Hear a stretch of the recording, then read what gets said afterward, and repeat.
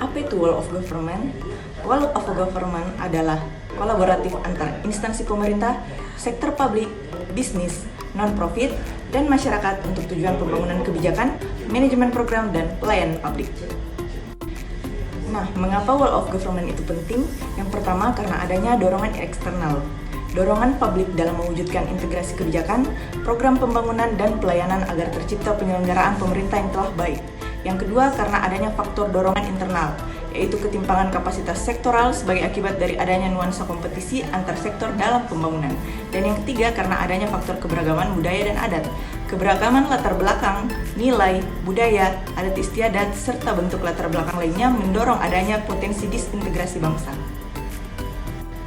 Pola pelayanan publik terdiri dari pola pelayanan teknis fungsional, pola pelayanan satu atap, pola pelayanan satu pintu, pola pelayanan terpusat, serta pola pelayanan elektronik. Bagaimana WOG itu diterapkan? Yang pertama dengan koordinasi, yaitu tipenya penyertaan pengembangan strategi dengan mempertimbangkan dampak. Yang kedua dengan dialog, pertukaran informasi perencanaan bersama. Dan yang ketiga dengan joint planning atau kerjasama sementara. Kemudian, terdapat juga kategori hubungan integrasi. Yang pertama, tipe joint working atau kolaborasi sementara. Yang kedua, tipe joint venture atau perencanaan jangka panjang, kerjasama pada pekerjaan besar yang menjadi urusan utama salah satu peserta kerjasama. Yang ketiga, dengan tipe satelit, yaitu entitas yang terpisah dimiliki bersama dan dibentuk sebagai mekanisme integratif. Kemudian kategori hubungan kedekatan dan pelibatan terdiri dari tipe aliansi strategis, yaitu perencanaan jangka panjang, kerjasama pada isu besar yang menjadi urusan utama salah satu peserta kerjasama. Yang kedua, tipe union atau unifikasi resmi, identitas masing-masing nampak. Dan yang ketiga, merger, yaitu penggabungan ke dalam struktur baru. Praktek Wall of Government dalam pelayanan publik terdiri dari pelayanan yang bersifat administratif, pelayanan jasa, pelayanan barang, serta pelayanan regulatif.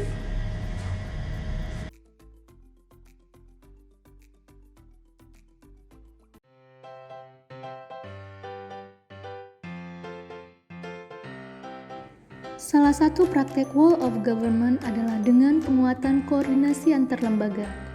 Sama halnya dengan Kantor Wilayah Kementerian Hukum dan Hak Asasi Manusia Sulawesi Tengah, melakukan Wall of Government dengan penguatan koordinasi antar lembaga.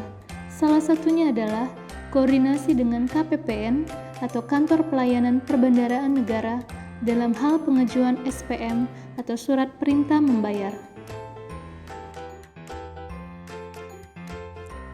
SPM ini sangat berkaitan dan berpengaruh dalam anggaran yang dibutuhkan dalam setiap kegiatan Satker. Dengan adanya anggaran, kita dapat mengestimasi kinerja yang hendak dicapai selama periode waktu tertentu yang dapat dinyatakan dalam ukuran finansial. Sistem penganggaran memiliki peran yang sangat penting dalam pencapaian tujuan. SPM, Surat Perintah Membayar, diajukan oleh permintaan pembayaran atau dikondisikan dengan kegiatan yang akan dilakukan berdasarkan DIPA dan Disbursement Plan yang sudah disetujui oleh KPA.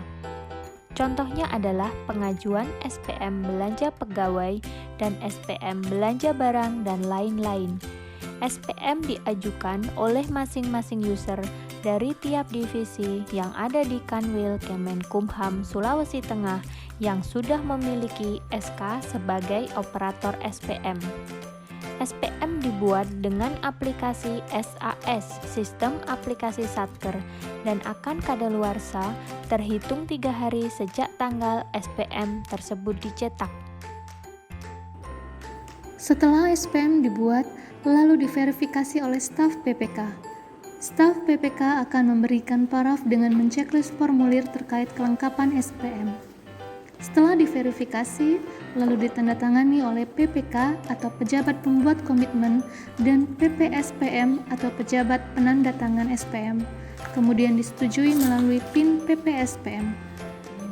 PPSPM memiliki peran yang sangat penting sesuai dengan kewenangannya dalam menerbitkan SPM yang dapat mengakibatkan pengeluaran anggaran belanja negara.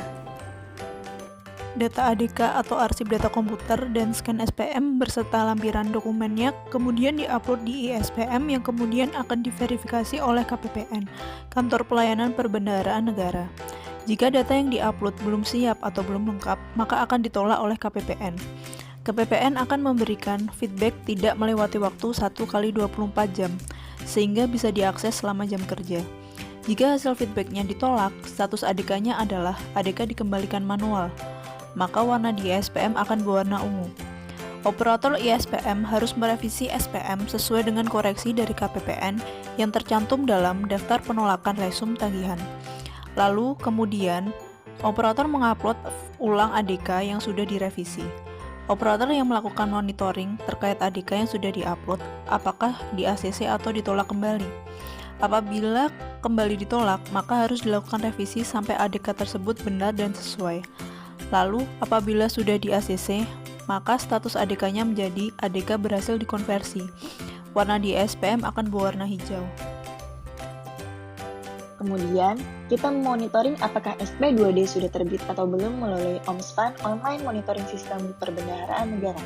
Apabila sudah terbit, maka dana dapat dicairkan melalui bank seperti ganti uang persediaan, pembayaran LS atau langsung, atau dapat langsung masuk ke rekening masing-masing pegawai ASN seperti gaji, uang makan, THR, dan uang ke-13. Implementasi best practice WG antar lembaga ini agar dapat terus dipertahankan guna meningkatkan pelayanan publik di Kanwil Kementerian Hukum dan HAM Sulawesi Tengah. Demikianlah implementasi best practice WG yang ada di Kanwil Kementerian Hukum dan HAM Sulawesi Tengah.